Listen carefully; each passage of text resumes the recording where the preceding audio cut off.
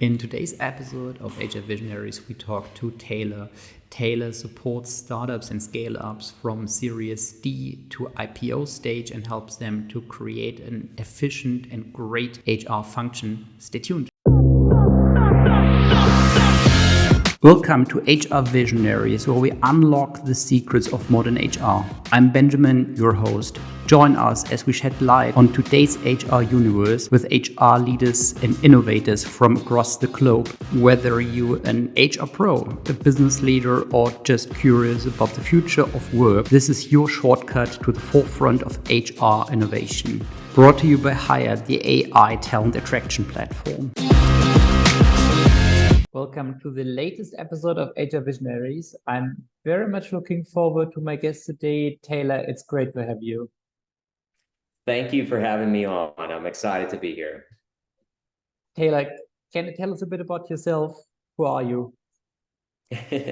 My name's Taylor Bradley. I've been in HR and talent acquisition for over a decade now, primarily working with late stage tech startups through that Series D through IPO, which is just a phenomenal time to be a part of a business and help it bring HR infrastructure and best people practices online.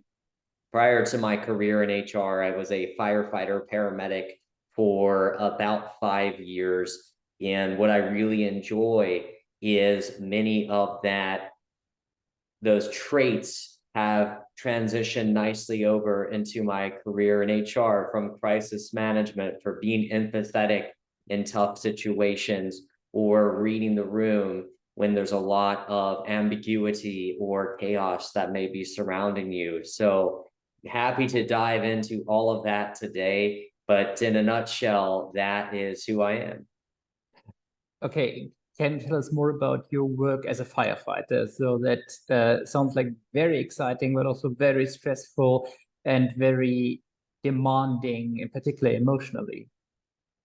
Yeah, it's a great topic that I talked about at one of the CNBC Workforce Executive Councils that I was just at, is the emotional toll that it can have on you when you're working through some of these traumatic events. But one of the things that was really inspiring about the first responder service in the United States is there is an emphasis now on making sure there's a debrief mechanism, there's emotional support for the individuals that are being exposed to traumatic events.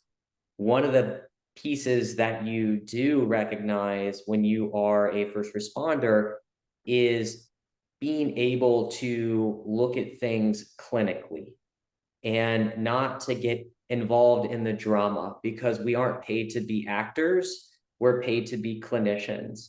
And so that's the approach that you have to take for it. It also helps compartmentalize some of that exposure that you have. But on a lighter note, what's helpful is I went from putting out real fires to metaphorical fires in HR. So I've always been doing some level of firefighting. It's super interesting what you said. So not getting involved in the drama.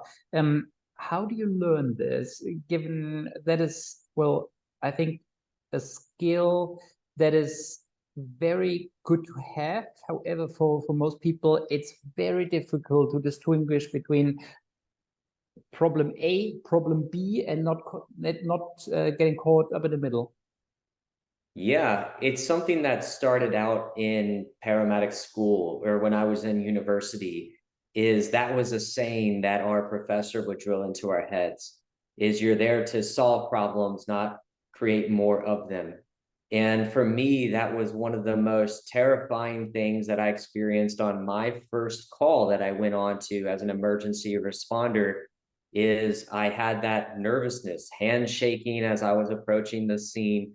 But the moment that I arrived on the scene and saw the injury that occurred, that's when it kicked in for me. I'm here for a purpose. My purpose is not to be nervous, but it is to help this person through this traumatic moment that they're going through. And so that's the clinical approach that you developed. And I've talked about this before in a speech at NYC Disrupt HR, was the medics method. you have a very methodical process that you follow on every scene. And I apply that now to HR as you assess the situation, you determine what the needs are, and then most importantly, you provide an outcome. It's super interesting, and well, the other day I saw a movie about the Notre Dame Cathedral in Paris burning, and what to be honest surprised me the most was so they showed how the firefighters then acted. So being alerted, being very much on high alert, however, then trying to find out what is the best route to get from the well, to get from where they are at the moment to the cathedral, and being very, very calm in that situation when you're as someone who's not an expert at all, are like, okay, no matter what, we need to get out there now. But first of all, think things through, and then act after you came up with a plan within seconds. Yeah, some of it comes from experience, but also it's learning how to control the stress that those situations. Don't get me wrong, as first responders, I won't speak for all of them, but the ones that I know, and when I was one, is there's moments when you're scared. There's moments where you have fear. And that fear, in part, is what can keep you alive. So you do need to recognize the emotions that your body is sending to you, but do that in a constructive way. And for us, when you let your emotions take control or your heartbeat race too fast, that sympathetic system of your body kicks in, and it takes all of the creative thinking, the detailed thinking in your frontal cortex, I believe, if I'm remembering correctly, but that front part of your brain, and it takes all that power away and it takes it to the fight or flight response.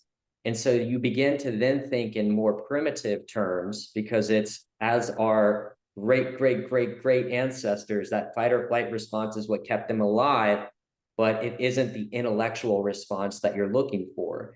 So how do we do that? We're taught breathing exercises where you breathe in for 4 seconds, hold it for 4 seconds, exhale for 4 seconds. And that slows your heart rate down, because again, there are moments where you do get that adrenaline rush, but controlling that both on the scene, reporting to something such as the fire you describe in the movie, or in the boardroom, doing those types of exercises will help calm you so that you can utilize the full functionality of your brain versus that fight or flight response, which may not make you as effective. Well, you mentioned before you were a fighter back then, and now you're a firefighter still.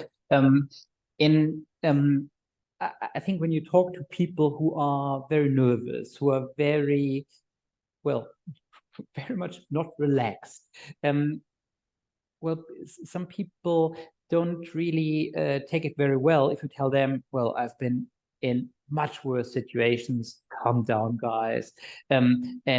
Seriously, I dealt with, well, with situations where life were at risk, and seriously, what we're looking now here. How can you stop yourself from being that way, because you have experienced those situations that were, well, life-threatening to people? Now you experience situations that are very stressful to people involved, however, at a different level, obviously. So how can you be mindful in such a situation, not being patronizing and telling people, come on, seriously, you're worried about this? Yeah, that's a great question. And it reminds me of a scene that I went to as a paramedic. So back in the day, I arrived on scene and there was a patient where she was concerned she was having a heart attack. And so as anyone that would be feeling like they're having a heart attack would respond, there was a lot of emotion involved. And for me as a clinician, it was not to get involved in that emotion. It's not to shame someone for feeling that way, because that is a very natural and expected response. But controlling that emotion is an important part of a clinical outcome, because if someone is having a heart attack, the last thing you want to do is have their heart rate skyrocket and put more demand on the heart. So as we assessed and identified, there seemed to be no clinical signs a heart attack was occurring. One of the differential diagnoses that popped up in my head is a person's just simply having a panic attack, which can have very real manifestations of feeling like a heart attack.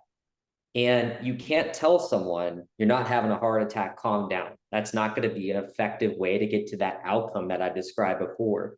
So I identified that part of the assessment and her need was to feel that she was getting some level of treatment. So we did put oxygen on her, and it was believed just air. So not even a medical grade oxygen, but just gave her that mask and told her breathe in a few times. This will help. And sure enough, that helped calm her down. Just that air that she was breathing in through the mask, which really has no medical benefit other than the air you're breathing. It was that act of recognizing, I'm feeling unwell, I need something. So you give something that isn't medically contraindicated, but provided that benefit to her to calm her down. Once she was in a state to hear the realities of the situation, then that's when you discuss, there's no data to indicate you're having a heart attack. Do you have a background, a medical background that you'd like to share with us? Oh, well, I get panic attacks, right? So you have to recognize and meet the patient where they are and then bring them along on that journey. But being patronizing or discounting, more importantly, discounting the way someone's feeling is not appropriate, because that feeling is very real to them. And you can apply that same type of method in HR. When people come to you and they have very real concerns, their perception is their reality. So understanding where they're coming from, what's driving that, and how you may be able to provide an outcome is a critical part for any HR leader. These techniques you just mentioned, how do you communicate these to your team, and how do you educate your team when it comes to these techniques? Yeah, great question. The important part for how I share this with the team or my teams is giving the abstract things that have worked for me, such as the MEDICS method that assesses the situation, determining and provide an outcome. It's a very simple methodology, but I also like to encourage them of, here's a framework, but I trust you and your experiences. You may have a different approach, but it provides the same outcome. So I do think it's important to articulate the outcomes that you would like to see from your team while giving them the freedom to get to that outcome on their own, so that they also are leveraging their expertise. They're not feeling micromanaged, and they actually may come up with a better format than even I have. So those are the approaches that I do, is I try to share what's worked best for me while providing that freedom for them to work what may be best for them. You mentioned you have had a 10-year career in HR, talent acquisition. When you made that career change, what did drive you back then? Yeah, I was just talking about this with a few leaders at the conference that I was at, is when we look backwards on our careers, there's always this cinematic version of the stars aligned and I knew this point, right? And for all of the listeners that are in the emerging part of their career, I want to share the reality of it. The realities are often messy and driven by very practical things. For me, the opportunity arose by chance to enter into talent acquisitions for Princess Cruise Lines and start to blend my medical knowledge with going out and recruiting clinicians from around the world. And so I viewed it as an amazing career opportunity to work with some great people, but still be connected to the medical community. And practically, it was significantly better pay and it was significantly better hours. So those practical things are what led me to fall into the talent acquisition HR career. And then I've never looked back. I knew that I found this new passion that had these extra benefits that I just described. And then it's just been one job after another. The first startup I worked with after Princess Cruise Lines was a medical focused startup. But at that point, after I got into talent acquisition, I decided to intentionally let all of my medical licenses expire and lapse. And for me, it was burning the boats so that there was no way but forward now in this career. Did you think about not letting the licenses expire? I did. It was a tough thing because of how much blood, sweat, and tears went into achieving them. They're not easy to achieve a paramedic or advanced life support license in the United States. And so that was tough. But for me, I didn't want a fallback plan because I wanted to make my career successful in human resources. Taylor, you mentioned you're working with late stage scale ups between Series D and IPO. For those of our listeners who are not that familiar with the startups scale up space, can you tell us a bit about the companies you're working with? So how many people do work at those companies normally? What kind of a financial situation they're in?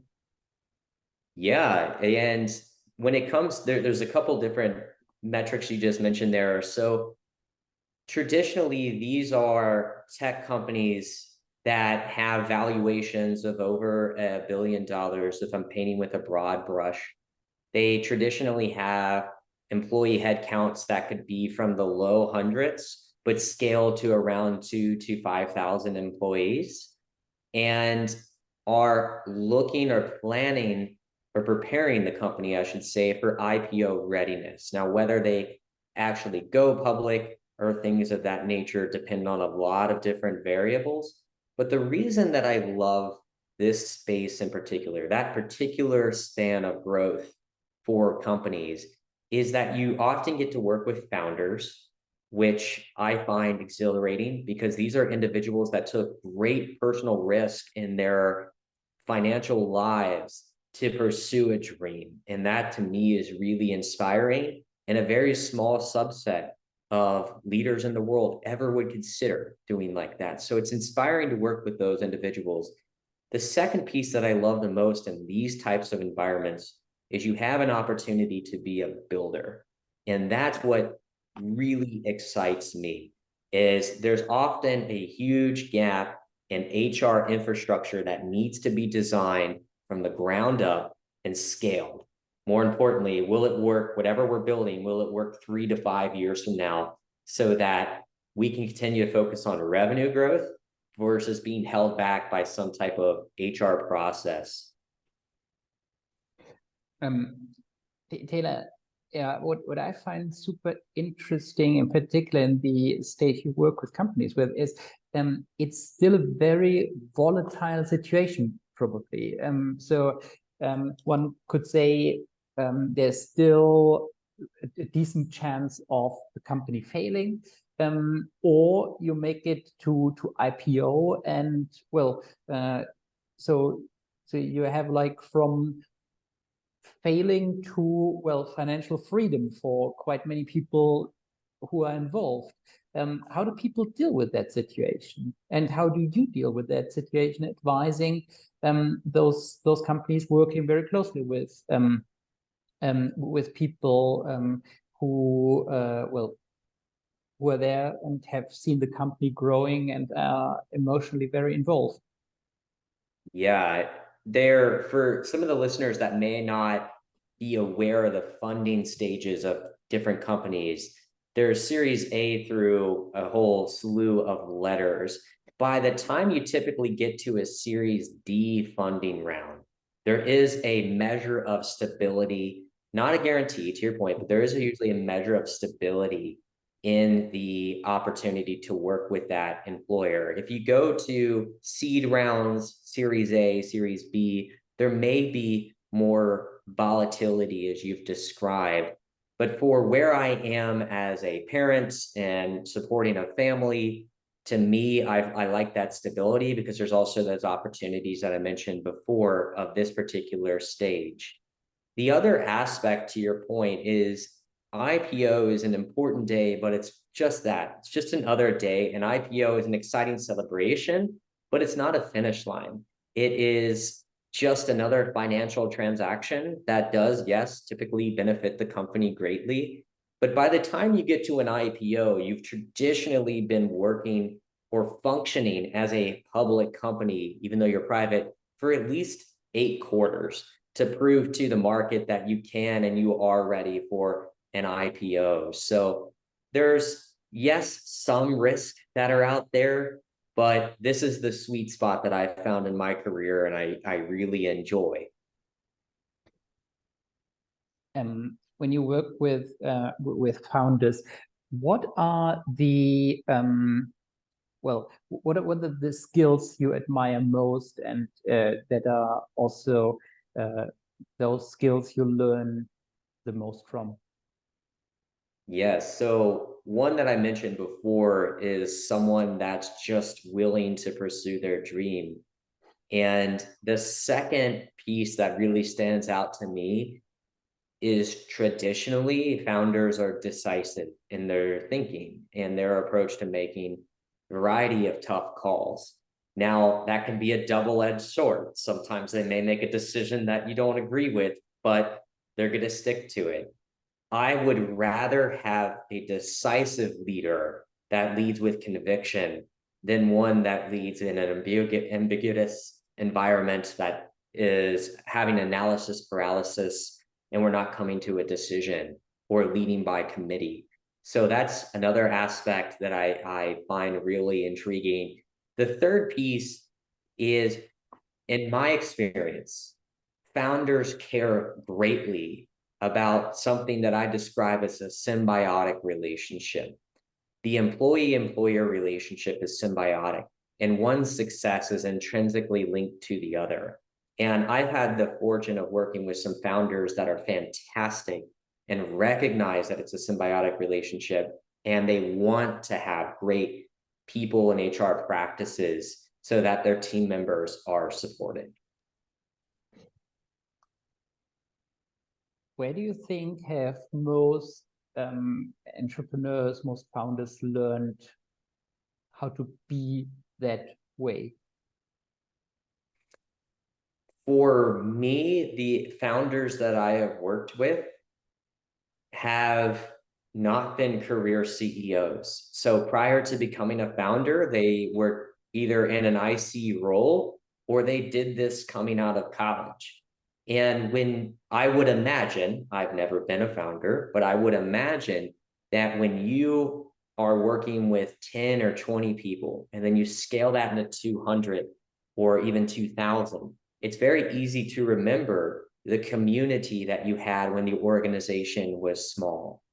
Now, with that, you also have to balance of sometimes that particular community, when it's that close knit, it doesn't scale, but you can take the best traits from that time and scale those in your organization. Scaling an organization, and well, in a situation when you then join, is probably also quite a challenge for the entire organization in terms of, well, growing comes with like lots of pain, lots of uncertainty.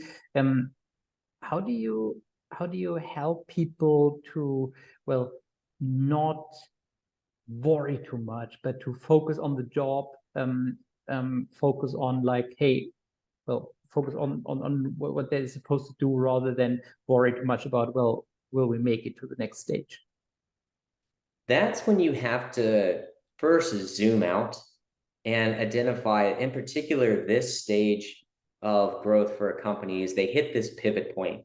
When they start to go to IPO readiness, it's not uncommon that the existing crop of leaders in the organization today are probably not the right skill set to scale the company for the forward-looking 3 to 5 years.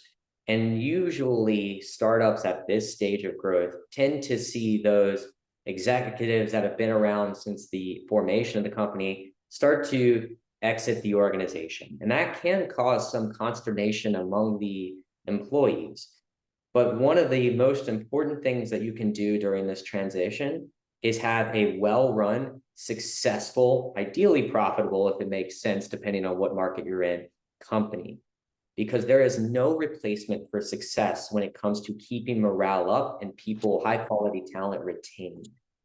So the advice that I would have is to make sure you are building processes that support that continued success of the company. Because if people feel like they're on a rocket ship, even if there's leadership turnover in the organization, which is usually healthy, then you're likely to continue that retention. You're likely to keep that morale up. But if you're going through all of this turbulence and the company's not profitable, the company's running out of runway, then you're going to have a real challenge on your hands that may be even tough to fix.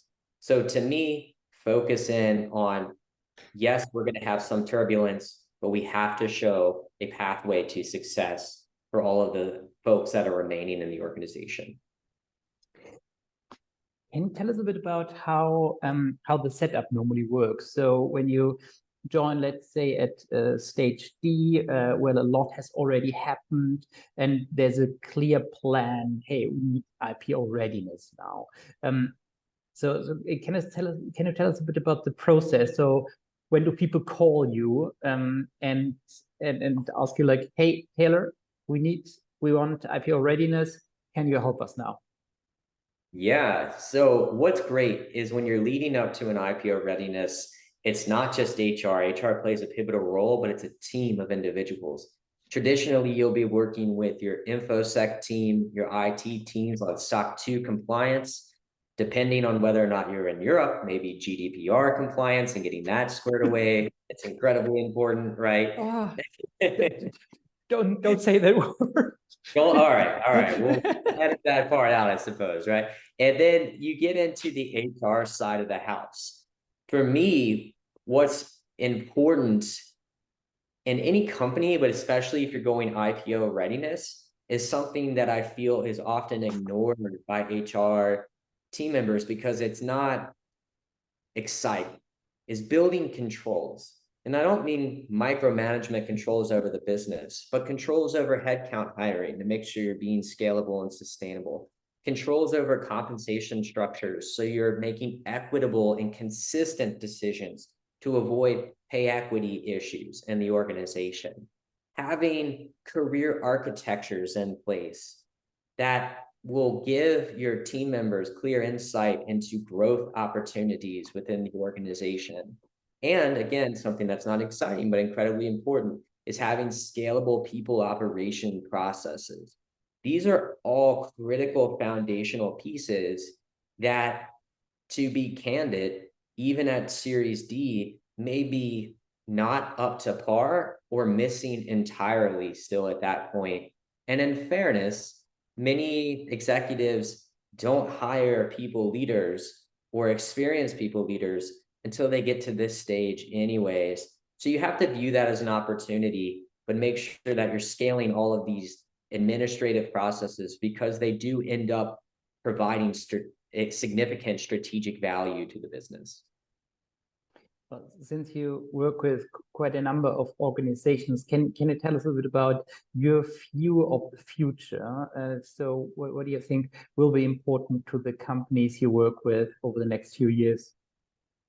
Yeah, great question. And one we talked a lot about at the CNBC Workforce Executive Council meeting that I'm a part of, but we just had in New York, is what does the next 3 to 5 years look like? I think if we get beyond that, the variance is so great that it's tough to predict. Like, you might as well have a crystal ball at that point.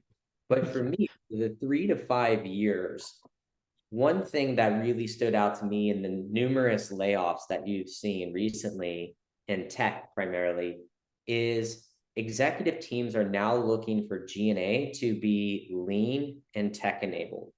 So the idea that HR are likely to have large, robust teams that we saw in 2020 and 2021 are unlikely to be a long-term trend.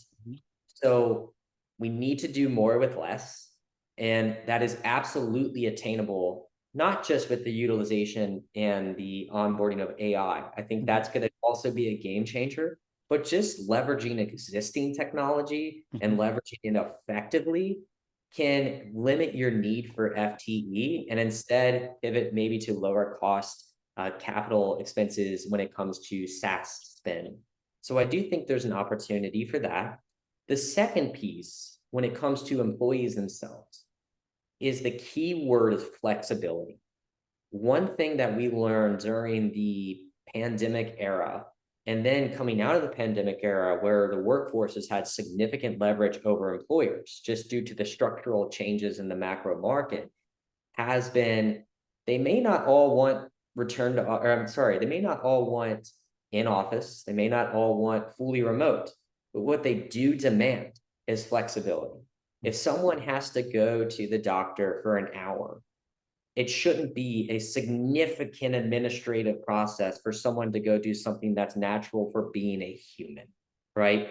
So having those types of processes, I feel, is what the workforce is not only going to expect, but certainly demand. And if any company out there is not looking for opportunities to enhance flexibility when it comes to those types of processes or bereavement leaves, things that, again, are very natural to being human, then another company will, and they'll just take your high quality talent from you. Taylor, thanks a lot for sharing your story. Thanks a lot for letting us know how IPO readiness works from the HR perspective. It was great talking to you. Thank you so much. Thank you so much for having me on here. I've really appreciated it. And thanks a lot, guys, for listening in, and see you next time.